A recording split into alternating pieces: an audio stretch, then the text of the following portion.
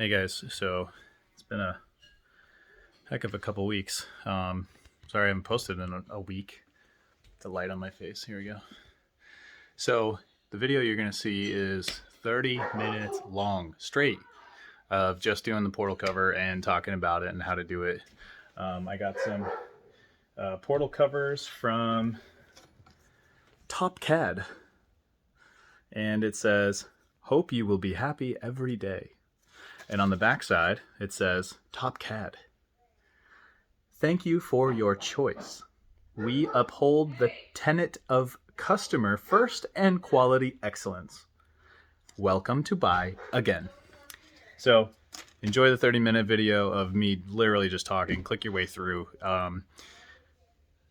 I got diff covers coming for the TRX4. That's what they're for, by the way, the TRX4. And you can kind of see in the back, homeboys coming together over here. So anyway, enjoy. Have a good day, good evening, good week, good weekend, whatever, whenever you see this. My name's John, Crawl Talk Run. Like and subscribe if you like, and welcome to all the new people. We went from like 230 to almost 250. It's like, what? And I haven't even posted? You guys are crazy. You like my SCX24 videos, though, for some reason. I don't know. Anyway, enjoy the video. Hey guys, it's John with Crawl Talk Run. Today we're gonna do a video on putting a portal axle cover, the inner cover, on the front, and we're just gonna record the whole time. It'll be open video the whole time so that we can get all of the pieces in and on and you can see the full process. But yeah, thanks for watching. It's been a while since I posted a video, so I'm sorry, things have been crazy. You should note two things. When you take off the whole portal axle assembly, you're going to find the steering knuckle screws have these spacers. Just make sure the spacers are on there. When you put them back on, you'll need them because you don't have the linkage for the steering linkage. That actually has the ball in there, is the spacer. This will need the spacer, so don't lose that. But let's get started. So first things first, pull it off the truck. Done. We're gonna throw this Injora piece on here. It's the inner cover. I'm an idiot and I only bought the inner cover and the outer cover for one axle. But I'm just going to split it up and I'm going to put these outer covers on the rear axle so that I have weight evenly distributed across the platform. And I'll do a separate video of maybe a separate video, maybe I'll just do it in here, of the rear cover. It's very easy because you literally have to take it apart to put this front piece on. So long story short, let's get moving. So I'm going to take this set screw out first on this piece. You need to get the cover off. I've not done this before, so we're just gonna make sure it goes step by step. This is actually my second one, but it's, you know, my second one, first one recording, second one ever on portal axle anything, even on full size. So set screw out, pull this little thing out. Thankfully RC is easier. Every freaking screw on this piece is a different size. So what we're gonna do is we're gonna take all of the pieces out that I can with one screwdriver first, and then our hex key, and then we'll start going from there. So this is labeled the right. I don't know why you would need that, but I guess you do. So after the set screw on the drive hex, we're going to go to the back and we're gonna allow this bearing to come out by removing these three screws. If you're starting this project, you're gonna need a little bit of grease to grease the new cover up, and it might be good to re-grease this stuff because you can see it's, I mean, I don't even drive this thing that often and it's pretty grimy in there. So 3 screws on this CV side of the portal. I believe that's what it's called, is the CV side. This is what goes inside the solid part of the housing of the axle, the main axle, and down to the differential. This actually connects to the differential. So once that's there, you should be able to pull this right out. You can see, you can check, inspect for damage on the bearing. It's just got some dirt on it. It has some nice, good grease coverage. The grease isn't like blown out, worn into the black yet, like this piece is. This is a little more dirty. It's been wet. Where the inside pieces, if they were showing that same color, we should be concerned about the seal on the housing. But yeah, everything looks good. You can see inside there that that's where the lower gear is. So we'll put that aside and we'll go to the next size hex to get the cover off. I'm going to start with the outside pieces first. This is a 5/64 Allen. If you're like me and a nerd, you have this stupid dynamite ratcheting driver or similar, and you should probably just get a drill. Make it nice and fast. The only problem is with a drill, when you're re-tightening things down, the the old Guten-tight measuring is nice and hard to do with a drill. So I would recommend not doing a drill when you're re-tightening everything. But yeah, so story of my life the last couple weeks. I haven't posted a video in a week, but if you have been around, you have seen that I have had COVID. My wife has had COVID. My kids have had COVID. Half of our church has had COVID.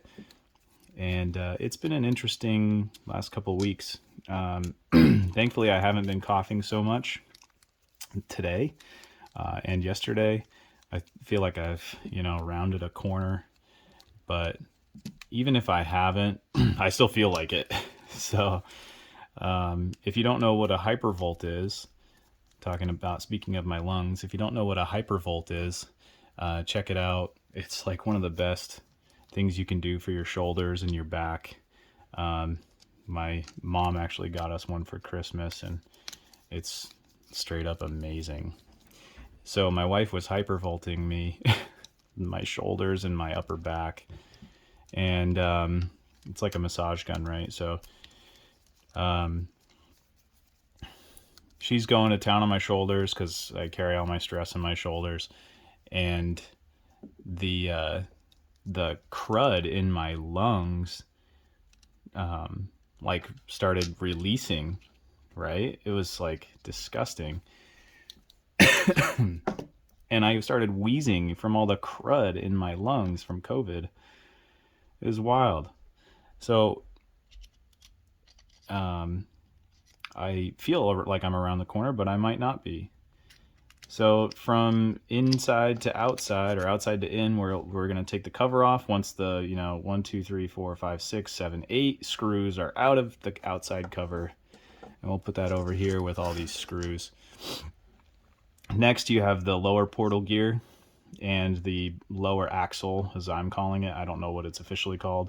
We can check for like burrs and little nicks on the gear, which it actually looks pretty stinking good. And there's some good, clean, not blown out grease on there. Same thing for the bearings in here, right? There's 2 bearings in there. We're gonna make sure we put those bearings inside this piece when we put it in. Oh, sorry. So then we'll take out the lower axle with the pin. Then I'm going to take these tweezers and I'm gonna gently pry underneath the bearing. The important thing with the bearing is that you don't destroy it when you're pulling it out. Like, you don't want to deface the inner race, and you don't want to bend it or jack up the balls inside. So bearing looks good, nice and greasy, which is what we want. I'm just going to put this over here because I'm going to put some more grease on it anyway. I'm going to get these 2 bearings out.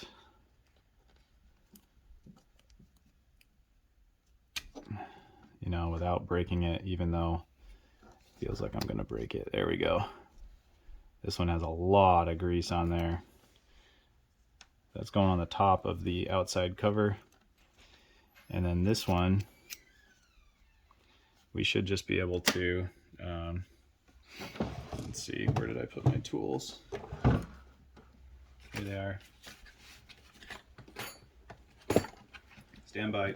Sorry, I should have been prepared for this. Whoops. Number 7 fit in there? Nope.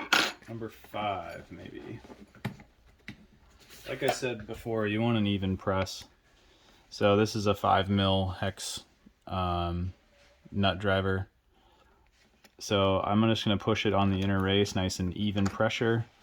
Comes right out. It's just sticky in there because of the grease. So there's that.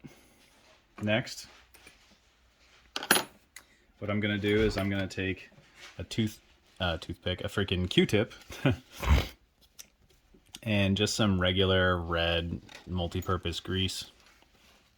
And I'm going to glob it on here like that. I'm not using any kind of fancy grease, just what I have available. And we're just going to grease all of this up.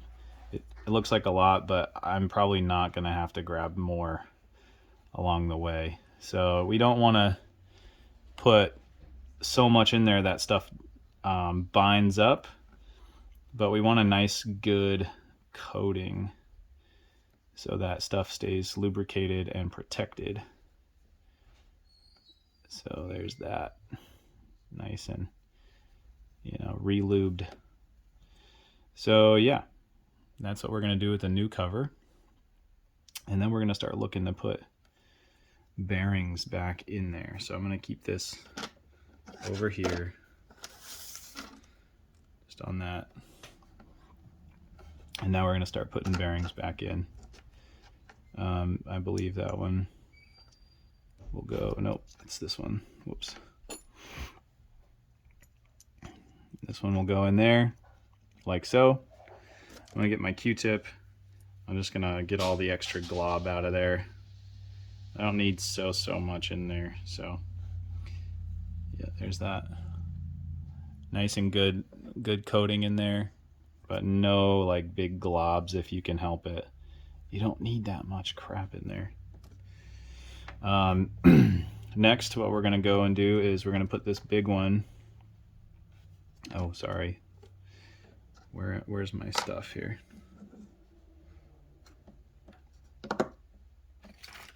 Where did I put my... I didn't need to take out this bearing here, but we wanted to inspect it. So I'm going to put it back in, give it a nice press in, like so, right? There's still so much grease on this side. The other side was different, but I'm gonna just make sure things are moving freely, which they are. I'll just give a nice little wipe in here just to get any kind of crud out and smooth the grease around, because there is so much. Yeah, so this is the outer cover. This is the inner cover. So I'm going to take this axle piece and push it right down in there with the pin. I'm going to take this piece with this bearing. Actually, I need to just wipe down this bearing real quick. And kind of clean up that a little bit too, because there's some crud on here. We're going to put some new grease on this. You can see the grease is black, so it's been basically used to its potential. I'm going to just glob some grease here on my finger, and then I'm just going to smash it in there, get it all in there like so. And then I'll just kind of spread the grease out like this, right? And then I can coat the axle with it, which is a good thing to do so that it doesn't bind in the inside. Put this down. grab a little napkin out of my desk here. Get it off my hands for the most part. All right, now we're back in action. Some nice greasy fingers. Now I'm gonna put this piece in here. I'm gonna nice and gently press it in. And then you're gonna get these little bitty set screws, or I guess they're like retainer screws, whatever you wanna call them. I'm gonna switch heads here. So now we're going back down to 1.5. We're gonna put the screws in. So this one, you don't want to go super duper tight. Please don't go super duper tight. You don't need a ton of tightness to hold this bearing in. You want it, you know, hand tight, but you don't want to also like bind the bearing or pinch it hard enough to prevent smooth action. Put this in.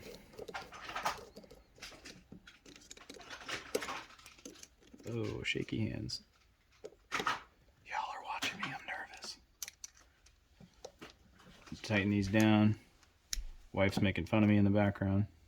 All right, so now this piece is in, portal gear's in. Ooh. Get back down in there, you nerd. There we go. Now we're going to take this gear and we're going to line up. If you look on one side, there's no groove. Compared to the other side, there's a groove. And this pin is moving very freely, which is good. So we're going to take this groove and we're going to line it up.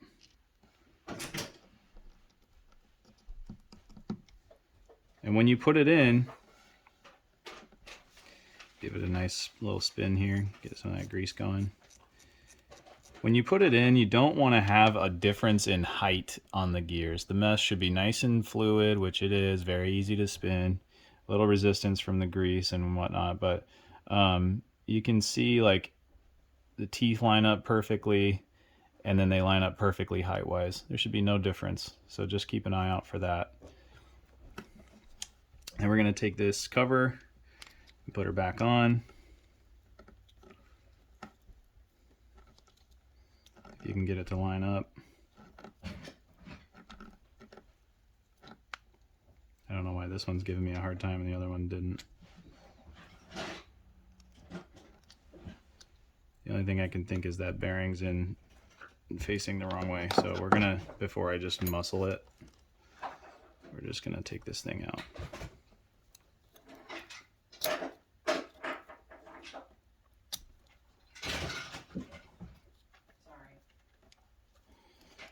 You're fine. It's bending my prongs.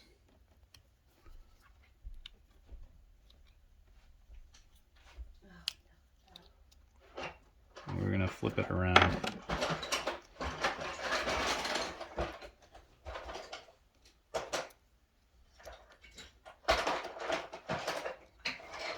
Maybe that'll help. If it doesn't help, then it's not me. And then we'll just use the cover to seat it.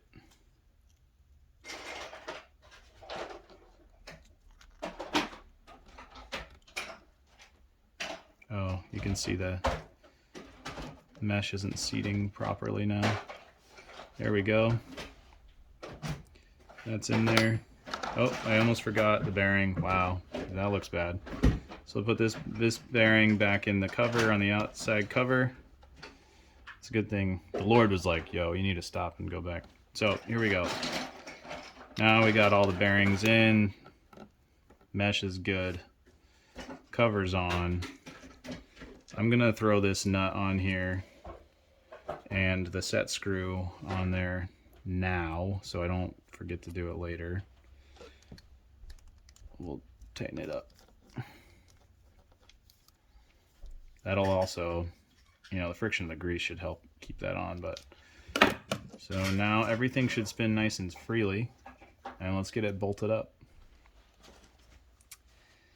So you can see it takes like no time at all to do this. I'm going to switch back to the 564.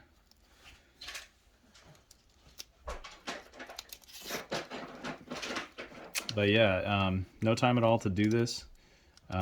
This is literally my first time attempting this. I mean, I have done the other side, but the other side was just as easy. If you can figure out, you know, simple mechanical things, you can do this. I'm not tightening these screws all the way down. I'm just getting them snugged. And then I'm going to go in a star pattern and give them the old Guten tight. Probably hand tight and then a quarter turn. Also, you should know that I'm not using any of the aftermarket hardware on any of this. I don't think it's necessary. Also, these threads are perfectly made for the screws that are going back in. And not that the threads are different on the other one, but or on these other screws that they gave me. They gave me a whole kit with this. But I just think that if I don't need the part, I'm not going to use it. They provide it, but it doesn't mean anything. If you feel differently, that's totally fine. Let me know. Let me know if there's a reason why I should use replacement hardware. If it doesn't necessarily absolutely need the new hardware. In one case there will be, like, you don't need to use it, but this piece is thicker, right? It's thicker because there's more weight on it. But the threads go all the way through, so you could use a longer screw, but you don't have to. So why would I want to use the longer screw? There's enough bite as it sits. So all these are snug. I'm going to shut up. These are snug. I'm going to do a star pattern. It's a weird looking star, and then we're going to do the back too. Guten tight and then a hand turn. Guten tight and a hand turn. Same thing there. Same thing there. Same thing there. And here. There's a little more. So yeah, nice and flush. We've got two more on the back side here, which is actually the outside. Put it in. Tighten her down. I notice on the Injora pieces, some of these threads aren't cut as deep as they need to be. And even with the new hardware, it's the same case. At least in my case. You know, the China quality control is not that high. So once these outer screws are in, we're going to throw it in the vehicle. And I'll show you what it looks like to doing that. Very easy though. We're in 20 minutes. All right, slide this in. You're gonna put these little legs forward.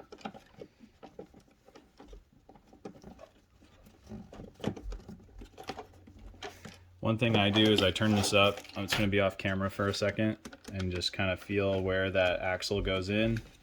And once I got it in, then I bring it back. It's just easier to do a horizontal piece than it is trying to get the other one going.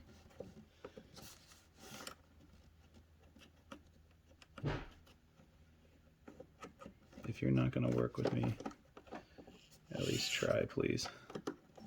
Oh no, I'm pulling it out.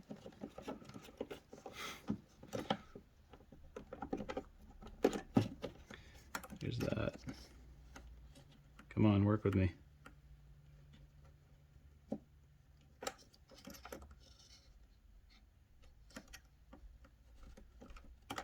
China. All right, whatever. We're gonna put this screw in. The spacer's already in there, so just make sure you have the spacer in there. One thing about this Injora, not the Injora, but the GRC kit that I have for the fenders and the inside, the interior, is there's a nice little porthole to do the work from. So we'll just get her going in there, hold this piece in place while we, get everything squared away to get that steering link in, servo link in there.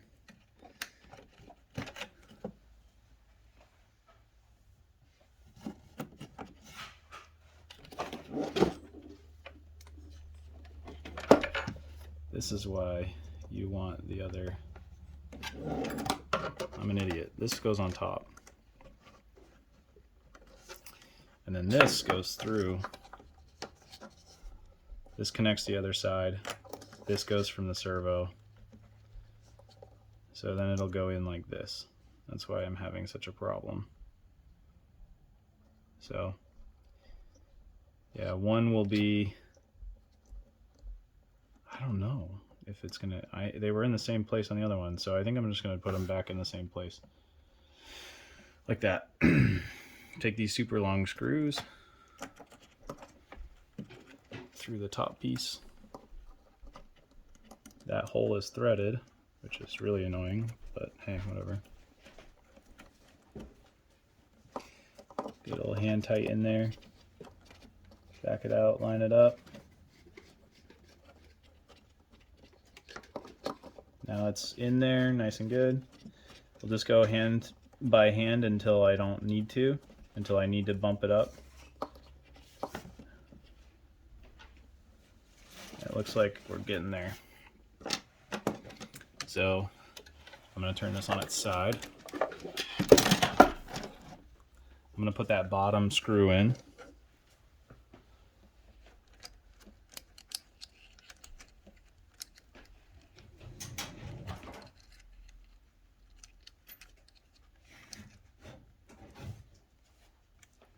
I'm telling you, somebody used this before me. China. Somebody used, this is a used part in Jora.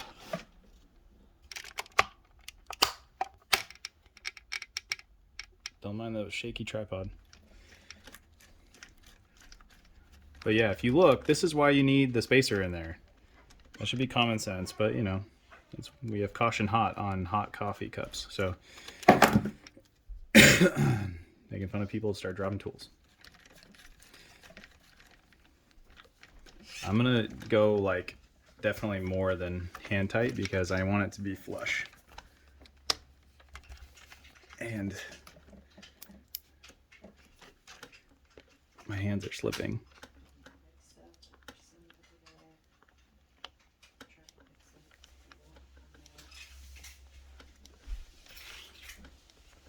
Yeah, see, this is the problem with the holes on this. That's as far as it's gonna go, and it's still a little shaky, but free movement.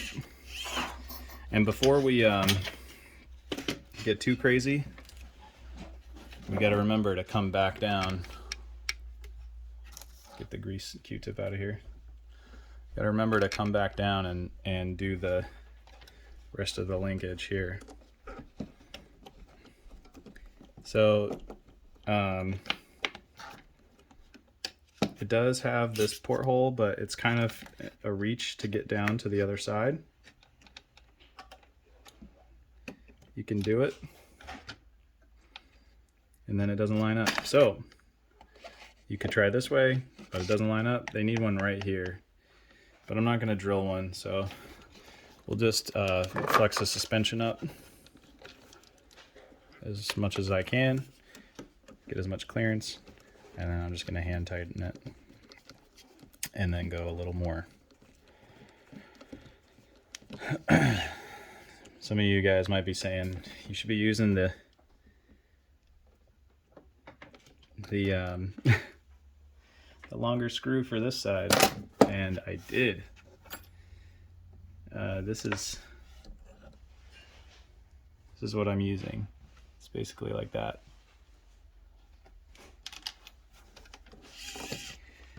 But yeah, so that's the full install of that. Got some nice smooth action going. Drive. Front's not locked, so here I should lock it. Nice smooth drive there. Smooth drive there. No binding. Looks good. So that's how you do the inside cover there.